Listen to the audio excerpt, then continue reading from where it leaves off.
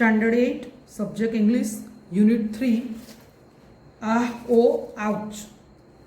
In last video, we learnt some activities. Let's see another activities. Activity 7. Read the paragraph and answer the following questions. The elephant is the largest mammal on the earth.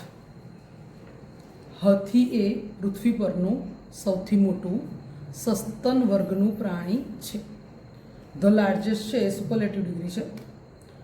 His weight is about 4,989 kilograms. એનું વજન લગભગ 4,989 kilogram જેટલું હોય છે. He eats grass, leaves, fruits and બાર્ક્સ.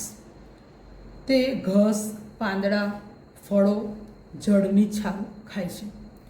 He સ્પેન્ડ્સ 16 hours a day for eating. એ ખાવા માટે 16 કલાક જેટલો સમય પસાર કરે છે. સ્પેન્ડના બે અર્થ થાય, સમય પસાર કરવો, પૈસા ખર્ચવા. He eats 224 kilogram of food per day. દિવસનું લગભગ 224 કિલો જેટલો ખોરાક એને ખાવા માટે જોઈએ પર ડે, દિવસ દરમિયાન 224 કિલો જેટલું ખાય. The adult male is call a bull. જે નર હાથી હોય એને બુલ કહેવાય છે. The adult female is call a cow. જે માદા હાથી હોય એને કાવ કહેવામાં આવે છે. The baby elephant is call a calf. જે મદન્યું અથવા તો આપણે હાથીનું બચ્ચું જે કહીએ છીએ, ગુજરાતીમાં મદન્યું કહીએ છીએ, એને અંગ્રેજીમાં કાફ કહેવાય છે.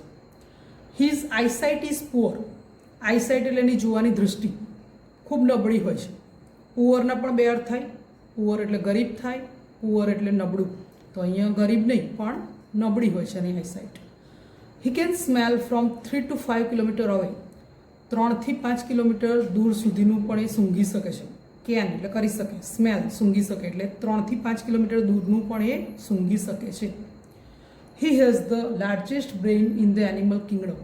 બધા પ્રાણીઓમાં સૌથી મોટું મગજ હાથીનું હોય છે. His sound is refer to as grunts, purrs, bellows, whistles and trumpeting. હાથીના જે બોલવાના અવાજ હોય એના અલગ અલગ શબ્દો છે. His life span is up to 70 years. Life span એટલે જીવનકાળ, લગભગ 70 વર્ષ જેટલું આયુષ્ય ભોગવે.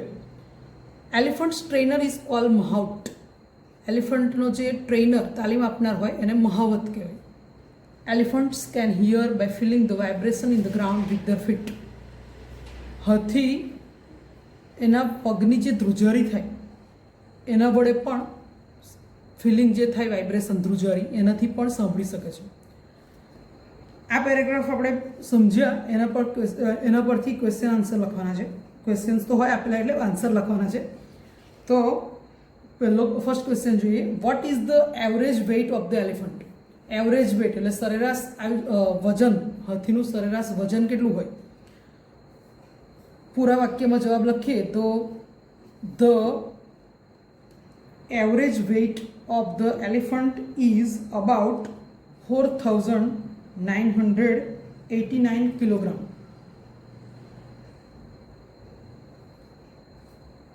4,989 kilogram. How many hours does an elephant spend for eating? Second line આપણે જોઈ કે he spends 16 hours a day for eating. તો પૂરા વાક્યમાં લખવો હોય જવાબ તો an elephant spends 16 hours a day for eating. How much food does an elephant take in a day? દિવસ દરમિયાન કેટલા કિલોગ્રામ જેટલું એ ખાય છે? An elephant takes 224 kilogram of food per day. આપણી સેકન્ડ લાઈન છે ને, he eats 224 kilogram of food per day. 224 kilo જેટલો ખોરાક જોઈએ.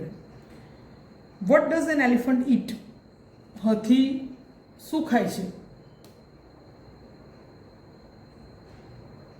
An elephant eats grass, leaves, fruits and barks. What are the unique facts about an elephant? Unique fact એટલે અજોડ હકીકત, હાથી વિશેની અજોડ હકીકત. તો આપણે જોયું કે એક તો એની જોવાની જે દૃષ્ટિ છે એ નબળી હોય,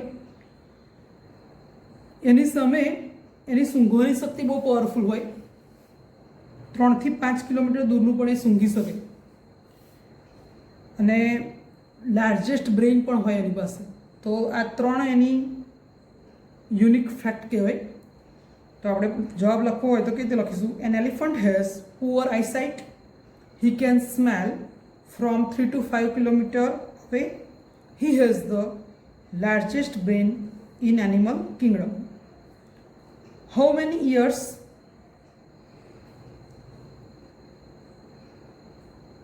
કેન એન એલિફન્ટ લીવ? કેટલા વર્ષ સુધી જીવી શકે? આપણે જીવનકાળ, લાઈફ સ્પાન જોયું 70 યર્સ, બરાબર. An elephant can live up to 70 years. Which words describe elephant sounds? હાથીના જે બોલવાના અવાજ છે એના શબ્દો: grunts, purrs, bellows, whistles and trumpeting. Describe an elephants sounds. Who trains the elephant?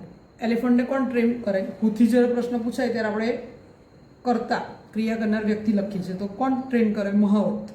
Mahout trains the elephant. Be activity.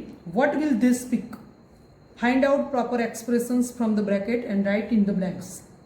Proper expressions એટલે યોગ્ય અભિવ્યક્ત કરવાની રીત. કોઈ વાક્ય હોય તો આપણે એને, કોઈની બર્થડે છે, બરાબર, તો આપણે હેપી બર્થડે કહીએ. તો એ ટાઈપના અહીંયા સેન્ટેન્સીસ તમને આપેલા છે. તમારે યોગ્ય એક્સપ્રેશનનો યુઝ કરી અને યોગ્ય જગ્યાએ યોગ્ય શબ્દ લખવાનો છે. એક એક્ઝામ્પલ આપેલું છે, Riya misses the train. Riya train ચૂકી ગઈ. તો oh no. Maria sees an accident. Accident થાય એવું આપણે સાંભળીએ તો ભગવાનને યાદ કરીએ આપણે, બરાબર. Oh God. Leela sees a beautiful flower.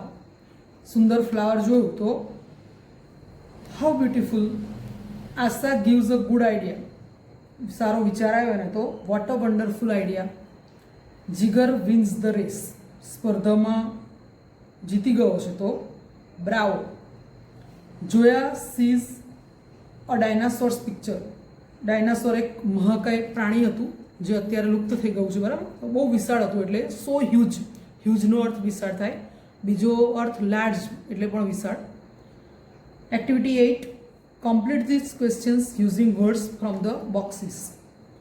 આપણે અગાઉના વિડીયોમાં હાઉ મેની અને હાઉ મચ વિશે શીખી ગયા હતા. એનો જ યુઝ કરીને બ્લેન્ક્સ પૂરવાની છે. How many blanks R there in a blank? હમણાં તમને આન્સર પણ આપેલા છે. એ આન્સર જવાબમાં આવે એ રીતે લખવું હોય આપણે તો પણ લખી શકીએ. આપણે અહીંયા પહેલું 12 લઈએ તો 12 જવાબમાં આવે એ રીતે લખવું હોય તો how many months R there in a year? How many months R there in a year? ધારો કે 7 આન્સરમાં આવે એવી રીતે લખવું છે તો how many days are there in a week? How many hours are there in a day? How many weeks are there in a year? How many minutes are there in an hour? આ ટાઈપના આપણે sentences લખી શકાય. Observe the pictures below. Make questions using how many or how much. આમાં પણ આપણે how many અને how મચનો યુઝ કરી અને જે સેન્ટેન્સીસ આપેલા છે એના આન્સર એ લખવાના છે અને અમુકમાં આપણે ક્વેશ્ચન્સ પણ અધૂરા આપ્યા હોય તો એ લખવાના છે. Then write the answers in the space given. One is done for you. Example: how many cups of ice creams are there in the picture? ચિત્રમાં દેખાય છે કેટલા કપ છે? 3 cups છે, બરાબર. તો there are 3 cups of ice creams in the picture. How much ice cream is there in the second cup? Cup ગણી શકાય છે એટલે આપણે હમણાં 3 વાપરી. હાઉ મેનીથી પ્રશ્ન પૂછ્યો, 3 વાપરી, બરાબર. હવે જે આઈસ્ક્રીમ છે એ આપણે વજન પર લાવીએ છે ને, 100 ml છે, 200 ml છે, 50 ml છે. તો એના માટે આપણે મચથી પ્રશ્ન પૂછ્યો, how much ice cream is there in the second cup? આ જે બીજો કપ છે એમાં કેટલો આઈસ્ક્રીમ છે? તો 200 ml છે. तो वाक्य रचना केवी रीते लखाशे? There is 200 ml of ice cream in the second cup. How much money will you pay for the third cup? आ त्रीजो कप આપણે ખરીદવો હોય તો કેટલા રૂપિયા ચૂકવવાના? I will pay 10 rupees for the third cup.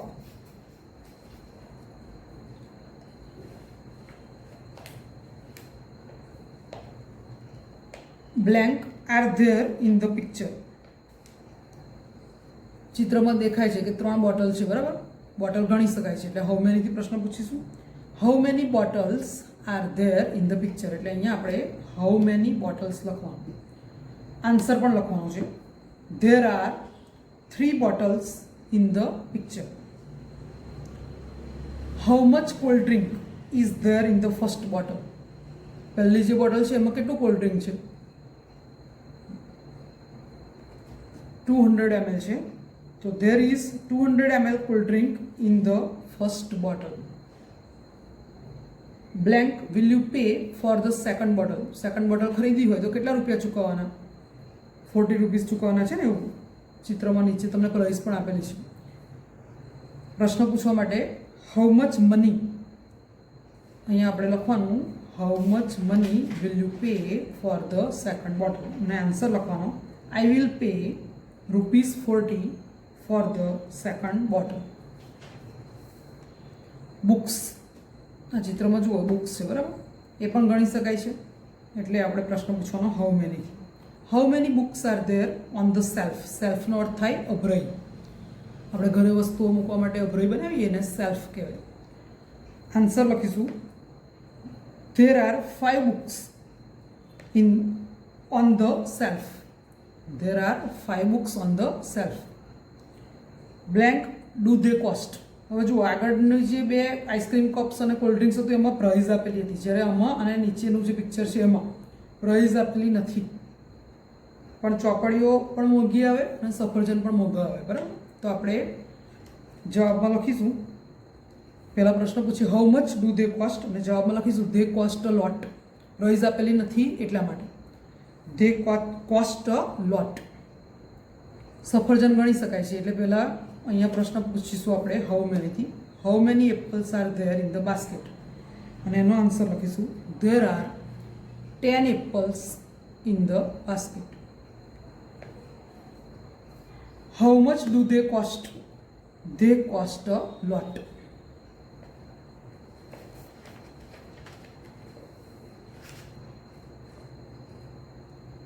Activity 9. Read the following sentences. They suggest some situations. Write appropriate expressions for them. Expressions are given in the block below. જેમ આપણે આગળ એક્સપ્રેશન લખ્યા સેન્ટેન્સ પ્રમાણે એ જ રીતે આમાં લખવાનું છે. You are talking with your friend and your mobile phone rings. કેવી સિચ્યુએશન છે કે તમે તમારા મિત્ર સાથે વાત કરી રહ્યા છો અને તમારો મોબાઈલની રિંગ વાગે છે. તો આપણે કહીએ આઈ એમ સોરી. તો અહીંયા લખીશું આપણે I am sorry. You win a prize, તમે પ્રાઇઝ જીતી ગયા. તો wow I can't believe it. નવાઈ લાગી અમુક વાર આપણને, તો wow I can't believe it. You can't understand what your friend is saying. તમારો મિત્ર કંઈક કહી રહ્યો છે પણ તમને સમજ નથી પડતી, તો ક્ષમા માગવી હોય, માફી માગવી હોય તો pardon. Your father introduces you to his friend. You shake hands with હિમ.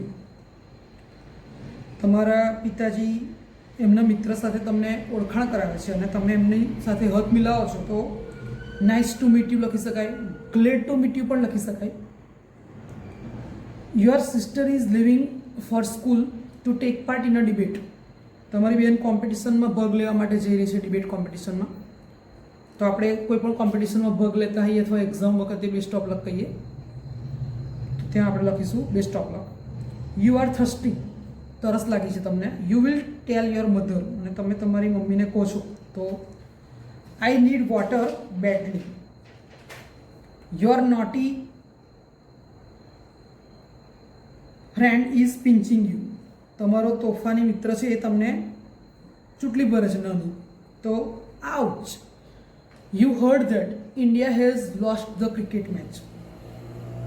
આપણે એવું જાણીએ કે ભાઈ ઇન્ડિયા ક્રિકેટ મેચ હારી ગયું, લોસ્ટ, તો દુઃખ થાય આપણને, નિશાસો નાખીએ આપણે, alas. You see the Taj Mahal. Taj Mahal જુઓ તમે તો કેટલી અદ્ભુત કૃતિ છે, કલાકૃતિ છે, કેટલો અદ્ભુત છે, આટલા વર્ષ જૂનો બનાવ્યો છે છતાં પણ જોઈને જ આપણને આમ લાગે કેટલી સરસ અજાયબી રૂપ બનાવ્યો છે, બરાબર. તો how wonderful. Your school wins the trophy.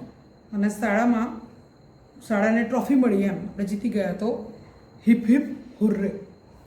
તો આ રીતે અહીંયા બોક્સમાં જે એક્સપ્રેશન આપેલા એને આપણે યોગ્ય રીતે લખ્યા છે.